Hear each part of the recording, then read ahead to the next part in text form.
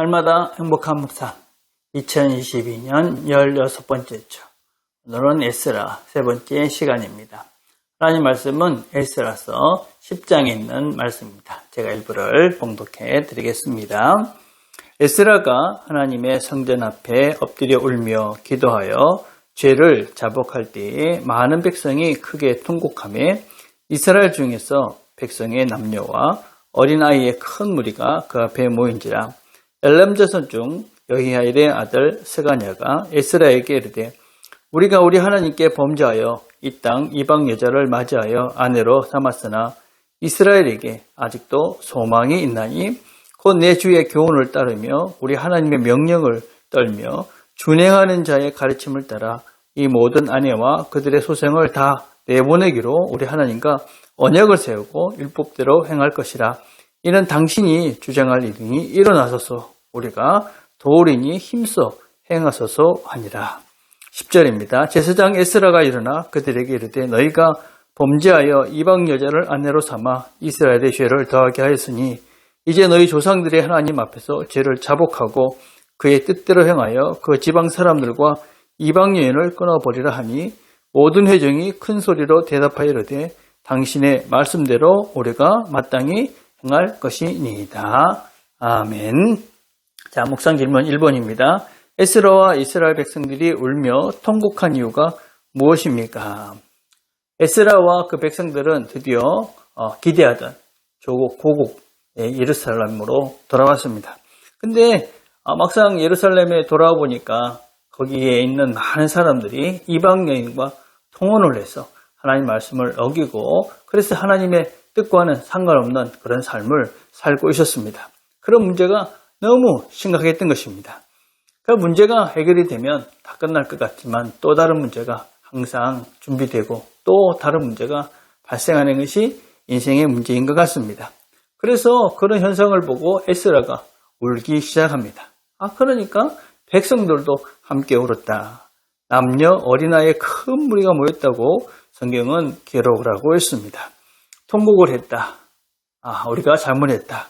하나님께 범죄했다. 우리가 무엇을 잘못했는지 알고 있다. 그러면은 사실은 가능성이 있는 것이죠. 그죠?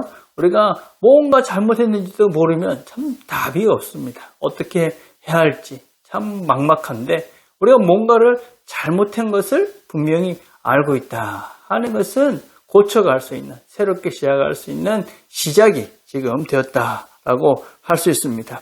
죄에 대해서 슬퍼하고 통곡한다면 문제, 그 죄의 해결의 길은 지금 보여지고 있는 것이다 라고 할 수 있습니다.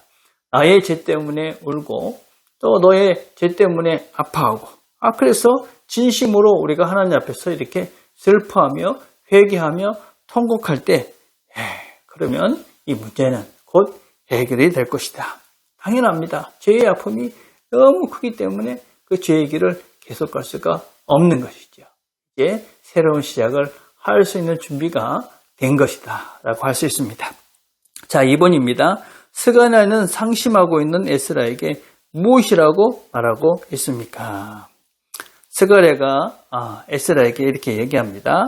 스가냐가 에스라에게 이르되 우리가 우리 하나님께 범죄하여 이 땅 이방 여자를 맞아요 아내로 삼았으나 이스라엘에게 아직도 소망이 있나니.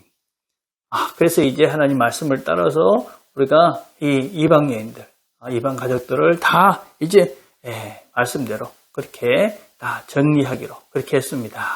그러니까 힘을 내십시오. 그렇게 말씀을 하고 있습니다. 절망 가운데 소망을 볼 수 있는 그런 사람이다라고 할 수 있습니다.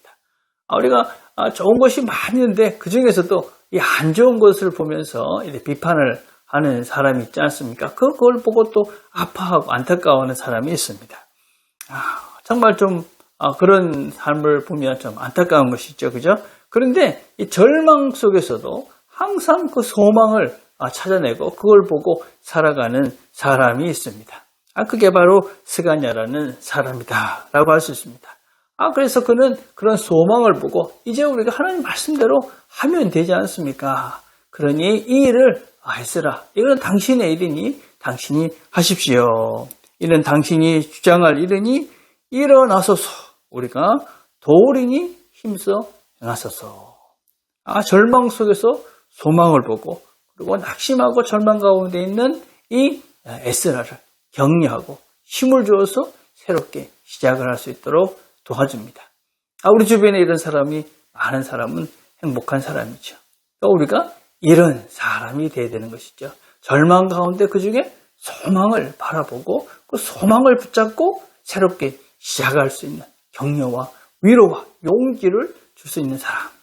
그 사람이 우리가 돼서 오늘을 살았으면 좋겠습니다. 3번입니다. 에스라가 이스라엘 백성들에게 명령한 것은 무엇입니까? 일이 쉽지 않은 이름을 어떻게 알 수 있습니까? 오늘 에스라서 10장 44절에 보면 이상은 모든 이방 여인을 아내로 맞이한 자라. 그 중에는 자녀를 낳은 여인도 있었더라. 이방 여인과 통혼을 해서 이렇게 아내를 맞이한 사람, 또 자녀도 있는 사람, 이런 사람들을 다 복으로 돌려보내라. 그렇게 이야기를 하고 있는 것이죠. 쉽지 않은 것입니다. 자녀를 낳은 사람들 다 이제 그동안 부부로 살았던 또 자녀를 낳은 그런 아이들까지도 다 이제는 고국으로 보내서 결별을 해야 되는 그런 순간입니다.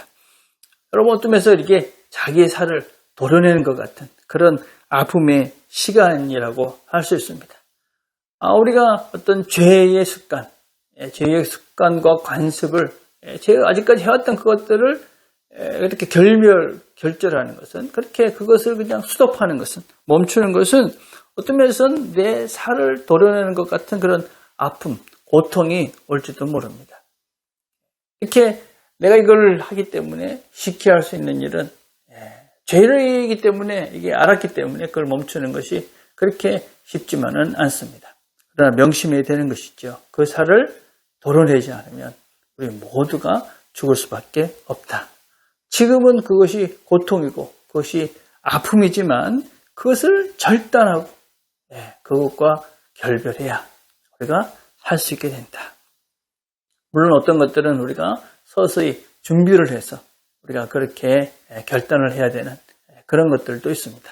그렇지만 어떤 것들은 당장 하루라도 빨리 결단하고 행동하는 것이 더 유익한 것들이 훨씬 더 많습니다. 오늘 우리가 용기를 내서 결단을 했으면 좋겠습니다. 혹시 아직까지 끊지 못하고 아직까지 이렇게 우리가 결단을 하지 못해서 이렇게 미뤄왔던 그런 죄의 잘못된 습관들이 있다면 오늘 결별을 하시고 새로운 시작을 하는 이 오늘이 되기를 간절히 축복드리겠습니다. 오늘 우리가 함께 드릴 기도는 어렵지만 끊어버릴 수 있는 것들, 끊어야 될 것들, 이런 것들을 끊을 수 있도록 하나님 도와주십시오. 그렇게 기도를 합시다. 또 주일 예배를 생각하시면서 우리가 함께 기도했으면 좋겠습니다. 기도하겠습니다.